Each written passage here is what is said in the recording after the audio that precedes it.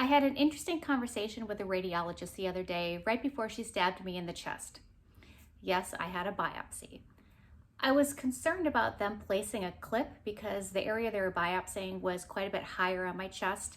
And I thought with training and any kind of impact, I wondered if that might cause some irritation or any difficulty.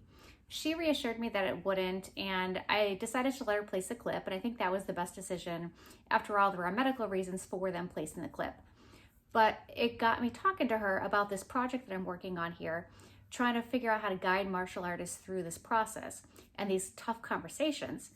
I explained to her that I had found it challenging to navigate this cancer diagnosis, and I talked about training and how the different treatment options might impact it. She said, well, nothing would impact your martial arts training. And that was super eye-opening to me because it made me realize that this is not just about what doctors are prioritizing.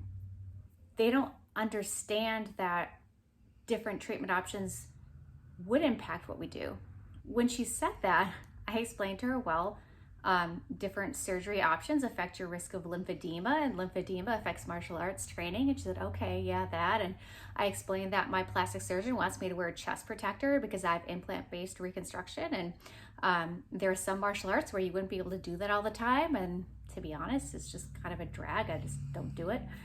So it made me realize she just wasn't thinking about those things. And she pointed out that as a martial arts instructor that I'm thinking a little more about it than the average person.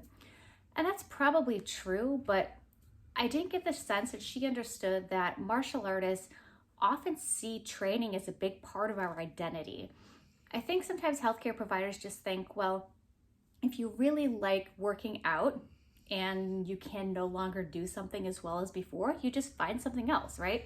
If you can no longer run, then you take up cycling. I think she was missing that key component here, that training is a big part of our identity. Of course, I don't want to get into it too much with her because she was about to stab me in the chest. So it was an eye-opening conversation for me to have. One last thing I want to say about this is something that I haven't brought up yet is it can be really challenging to have these conversations sitting there topless. It's kind of a vulnerable situation. And so this is just another piece for you to have in your mind as you're going through this process. I mean, obviously they're going to be looking at your chest, right? But even just recognizing that that is adding to the difficulty in bringing up any concerns, I think that can be helpful, just recognizing it and acknowledging it. All right, folks, that's all.